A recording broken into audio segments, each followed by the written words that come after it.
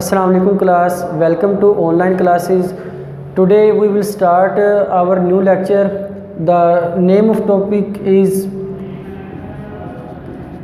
Hooke's law.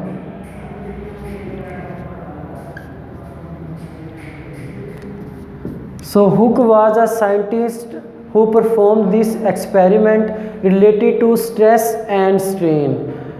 According to Hooke's law, first of all we will define Hooke's law. According to Hooke's law, the strain produced in our body is directly proportional to the stress applied on our body. Means अब देखिए, हम सबसे पहले हमें understand करना होगा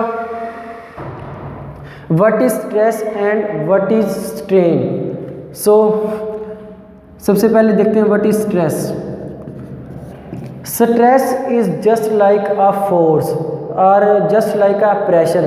जिस तरह हम किसी बॉडी पे फोर्स लगाते हैं या हम प्रेशर लगाते हैं तो उसी को क्या बोलते हैं, स्ट्रेस बोलते हैं. ठीक है, तो force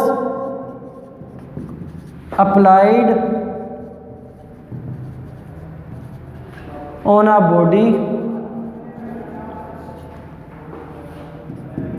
is called stress.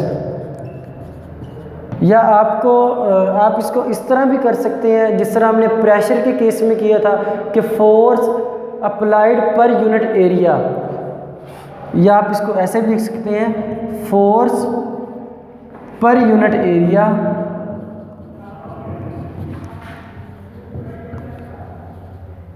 Is called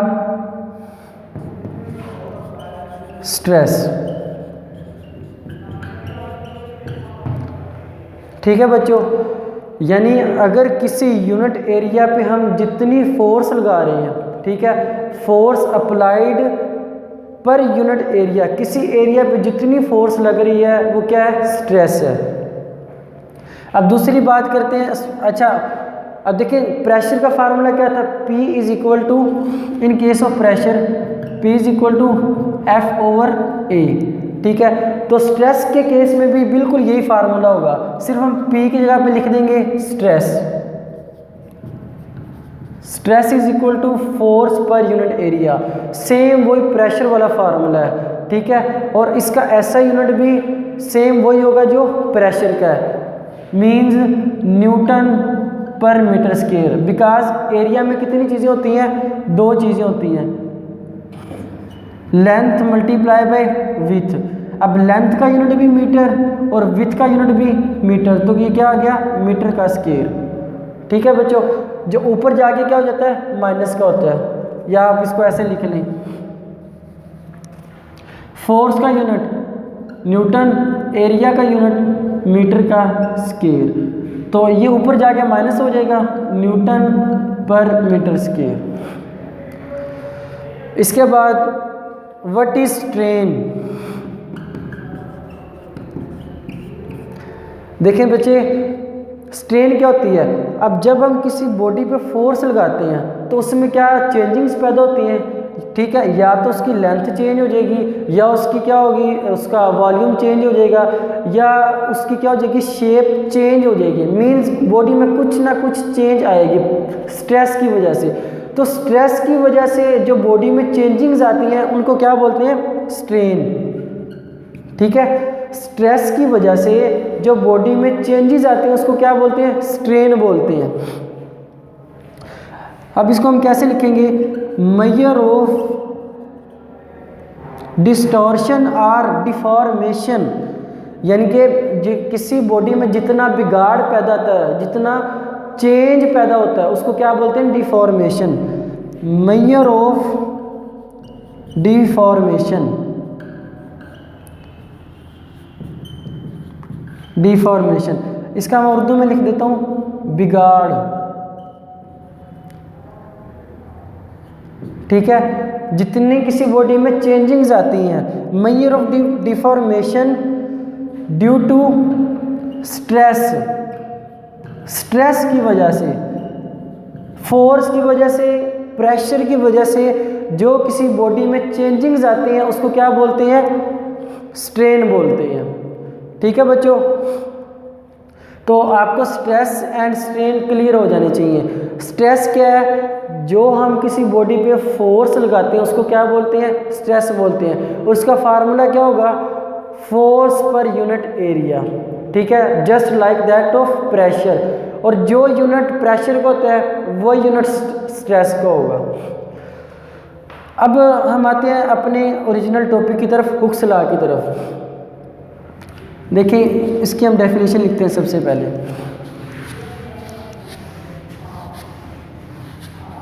important long question है ये।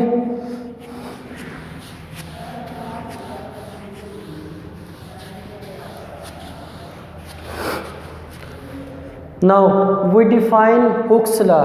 अकॉर्डिंग टू हुक्स लॉ, जो किसी बॉडी में चेंजिंग्स पैदा होती हैं फोर्स की वजह से, वो उस बॉडी पे लगाई जाने वाली फोर्स के डायरेक्टली प्रोपोर्शनल होता है। मींस फॉर एग्जांपल, अगर हमारे पास एक ये रबड़ है, ठीक है, कोई इलास्टिक मटेरियल है, अब हम इस पे जितनी ज़्यादा फोर्स लगाएंगे ये क्या होगा, उतना ज़्यादा स्ट्रेच होगा, ठीक है। जैसे ही फोर्स लगाएंगे तो ये क्या हो जाएगी, स्ट्रेच हो जाएगी, ठीक है। और ज़्यादा फोर्स लगाएंगे तो ज़्यादा स्ट्रेच हो जाएगी, ठीक है बच्चों। तो वो कहते हैं कि किसी बॉडी पे जितनी फोर्स लगाएंगे उसमें उतनी ज़्यादा चेंजिंग्स पैदा होंगी। Means stress and strain are directly proportional to each other. मैं इसको ऐसे लिखूंगा, द स्ट्रेन यानी कि वो चेंजिंग जो बॉडी में पैदा हुई है, the strain produced in a body is directly proportional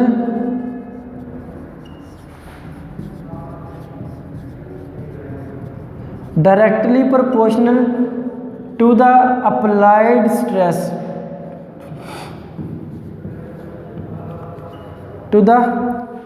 applied stress, ठीक है बच्चों। to the applied stress, the strain produced in a body is directly proportional to the applied stress। किसी बॉडी पे जितनी फोर्स लगाएंगे उसमें उतनी ही ज़्यादा चेंजिंग्स आएंगी। कम फोर्स लगाएंगे उसकी जो चेंजिंग्स हैं वो कम होंगी, ज़्यादा फोर्स लगाएंगे तो बॉडी में ज़्यादा चेंजिंग्स आएंगी। तो बहुत सिंपल कंसेप्ट है। अच्छा, आगे वो बात करता है with in elastic limit. What is elastic limit? Elastic limit,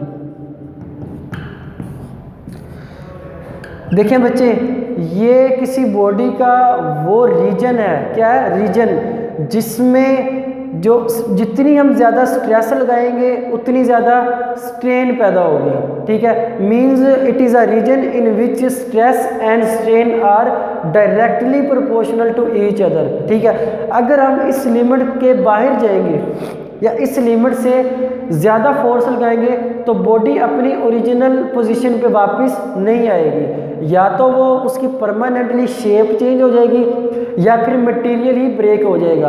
अब जैसे रबड़ का जो रिबन होता है, बैंड होता है, अब उसकी एक लिमिट होती है, वो उस लिमिट तक एक्सपेंड हो सकता है, ठीक है। अब जैसे ही हम उसकी लिमिट क्रॉस करेंगे या तो क्या होगा, वो इतना ज़्यादा स्ट्रेच हो जाएगा कि वो अपनी ओरिजिनल पोजीशन पे वापस नहीं आ सकेगा, या फिर दूसरी पॉसिबिलिटी क्या है कि वो परमानेंटली ब्रेक हो जाएगा, टूट जाएगा। दो ही पॉसिबिलिटी हैं। जैसे ही हम इलास्टिक लिमिट से बाहर जाएंगे या तो उसकी जो शेप है वो परमानेंटली चेंज हो जाएगी, ठीक है, या फिर अगर चेंज नहीं होगी तो या फिर मटेरियल ब्रेक हो जाएगा, ब्रेक नहीं होगा तो एटलीस्ट जो उसकी पहले वाली पोजीशन थी ना उस पर वापस नहीं आएगा। तो हमने क्या करना है, किसी बॉडी पे सिर्फ उतनी फोर्स लगानी है कि उसमें जो स्ट्रेन पैदा हो रही है, जो चेंजिंग्स पैदा हो रही हैं वो स्ट्रेस के डायरेक्टली प्रोपोर्शनल हो। मींस हम जितनी फोर्स लगाएं उतनी ही चेंजिंग्स पैदा हो, और जैसे ही हम फोर्स लगाना बंद करें वो बॉडी अपनी ओरिजिनल पोजीशन पे वापस आ जाए। स्प्रिंग की बेस्ट एग्जांपल है, देखिए ये स्प्रिंग है हमारे पास। अब जब हम इस पर फोर्स लगाएंगे ये क्या हो जाएगा, स्ट्रेच हो जाएगा, ठीक है, लेकिन एक इसकी लिमिट है। अब हम इसको बहुत ज़्यादा स्ट्रेच कर देंगे या तो ये जो इसके रिंग्स हैं ये क्या हो जाएंगे, खुल जाएंगे। ठीक है, दोबारा ये वाली शेप नहीं हो पाएगी इसकी वाली। ठीक है, ओरिजिनल शेप इसकी नहीं रिस्टोर हो सकेगी।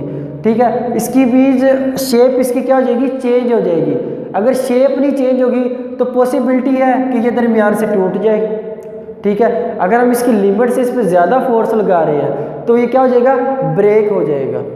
ठीक है बच्चों, तो इलास्टिक लिमिट वो रीजन है जिसके अंदर बॉडी के अंदर जो स्ट्रेन है, जो चेंजेस है, वो उस पर लगाई जाने वाली फोर्सेस के क्या होगा, डायरेक्टली प्रोपोर्शनल होगा। इसको मैं लिख सकता हूँ the region in which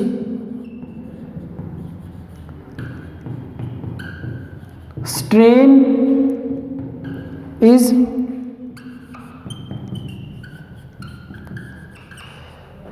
directly proportional to the stress,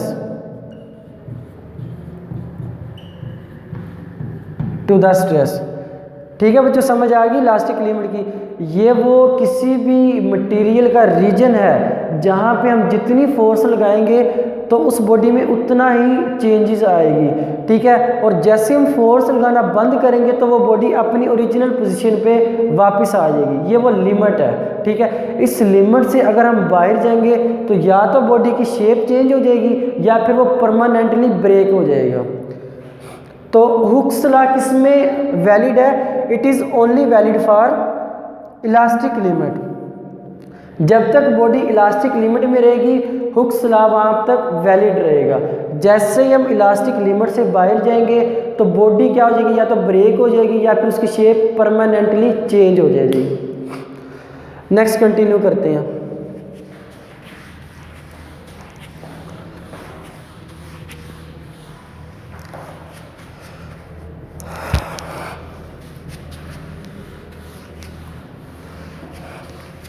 definition इसकी क्लियर हो गई है।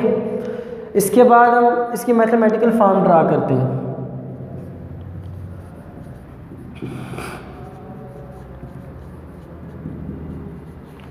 Mathematical form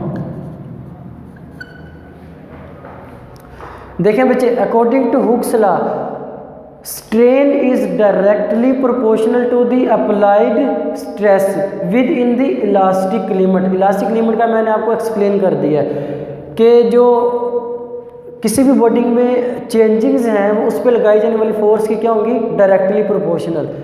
means stress is directly proportional to the strain. ठीक है, जितनी ज़्यादा स्ट्रेस होगी उतनी ज़्यादा स्ट्रेन होगी विद इन इलास्टिक लिमिट। ये इसकी लिमिटेशन है, आपने याद रखनी है। सिर्फ इलास्टिक लिमिट के अंदर हुक्स लॉ वैलिड होगा। अब देखिए, ये हमने साइन ऑफ प्रोपोर्शनैलिटी ख़त्म करना है तो क्या करेंगे, स्ट्रेस ये साइन ख़त्म होगा, इक्वल का साइन आएगा, साथ एक कॉन्स्टेंट आएगा, हम लिख देते हैं कॉन्स्टेंट, कुछ भी हो सकता है, और साथ मल्टीप्लाई क्या हो रहा है, स्ट्रेन। ठीक है बच्चों, अब देखिए स्ट्रेन इधर मल्टीप्लाई हो रहा है, इधर आके डिवाइड हो जाएगा। Stress over strain is equal to a constant.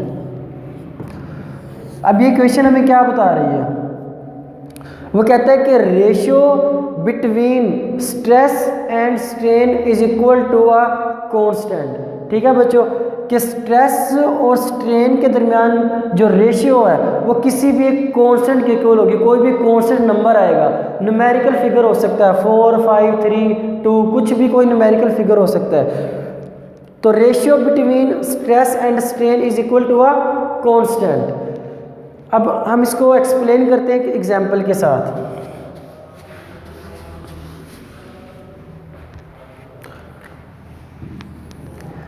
तो बच्चे एग्जाम्पल हम इसकी एक्सप्लेनेशन करते हैं।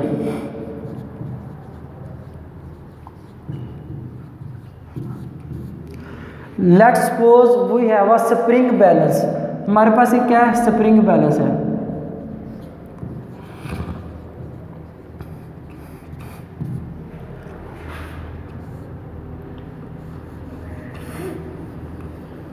ये हमारे पास स्प्रिंग बैलेंस है और ये हमने इसके साथ कोई भी वेट अटैच किया हुआ है। ठीक है बच्चों, तो देखिए ये कोई भी वेट है, हम जैसे ही इसको वेट को स्प्रिंग के साथ अटैच करेंगे तो ये क्या हो जाएगा, स्ट्रेच हो जाएगा।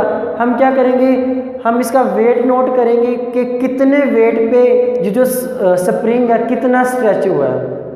ठीक है बच्चों, इसको हम नोट कर लेंगे। फॉर एग्जांपल जो वेट है ये कितना है, 5 न्यूटन है, तो हम क्या नोट करेंगे कि 5 न्यूटन वेट पे ये जो स्प्रिंग है ये कितना स्ट्रेच हुआ है। ये इसकी हम लेंथ नोट कर लेंगे कि जो इसकी लेंथ है वो कितनी चेंज हुई है ओरिजिनल स्प्रिंग की। अब हमने क्या करना है, अब देखिए अगर हम वेट इंक्रीज कर देंगे तो क्या होगा, ये जो स्प्रिंग है इसकी लेंथ भी इंक्रीज हो जाएगी। ठीक है, फॉर एग्जांपल वेट हो गया 10 न्यूटन, ये वेट है, तो देखिए इसकी लेंथ भी क्या हो गई है, इंक्रीज हो गई है। ये लेंथ इस लेंथ से ज़्यादा है क्योंकि हमने जो स्ट्रेस है, जो फोर्स है वो क्या कर दिया, बढ़ा दी है, फोर्स हमने ज़्यादा कर दिया। अब बच्चे इसकी लेंथ कम है, इसकी लेंथ ज़्यादा है क्योंकि इस पे जो फोर्स है वो ज़्यादा लग रही है। अब हमने इसकी वैल्यूज़ के लिए एक ग्राफ बनाना है। ठीक है, हम एक डायग्राम रेज कर देते हैं।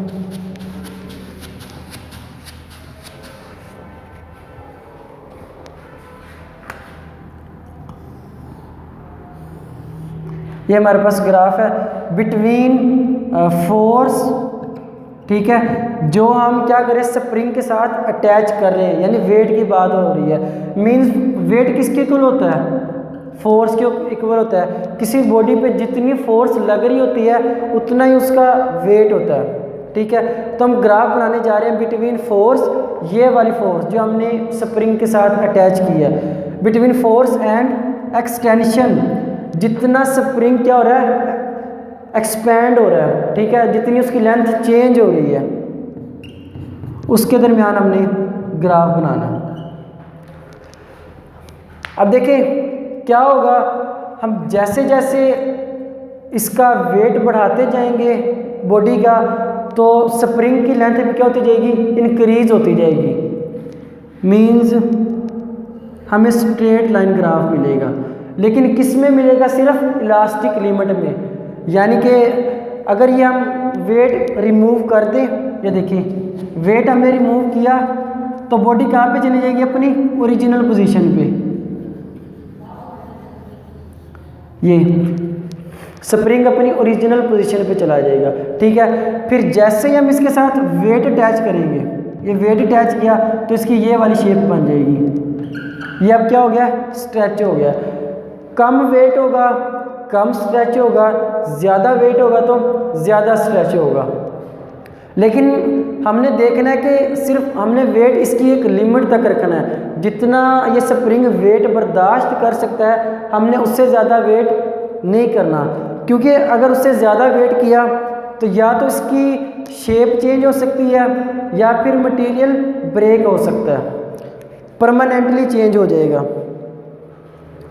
अब देखिए बच्चे, मैं कहता हूँ यहाँ से लेके यहाँ तक ये इसकी क्या है, इलास्टिक लिमिट है, इलास्टिक लिमिट।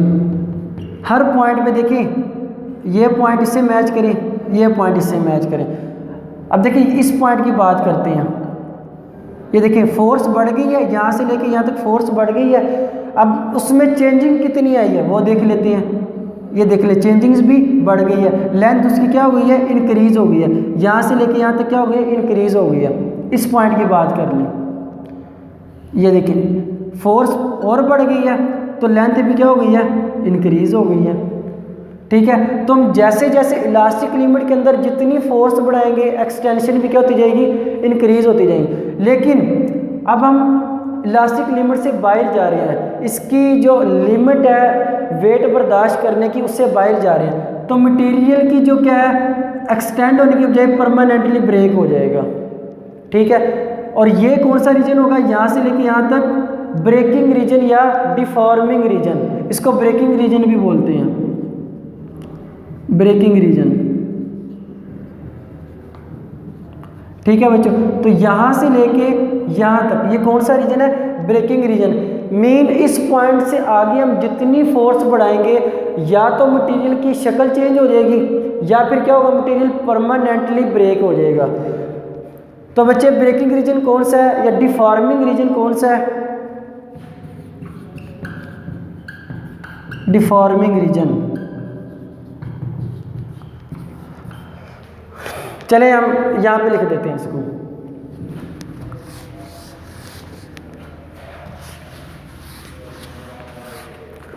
Deforming reason. ऐसा रीजन जिसमें मटेरियल अपनी ओरिजिनल पोजीशन पे वापस नहीं आता, ठीक है, उस रीजन को क्या बोलते हैं, deforming region. A region in which the body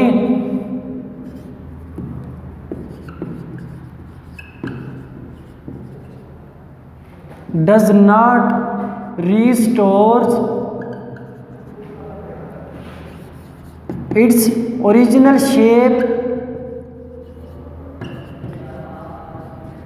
or size is called deforming region या ब्रेकिंग रीजन भी इसको बोलते हैं, डिफॉर्मिंग रीजन और ब्रेकिंग रीजन।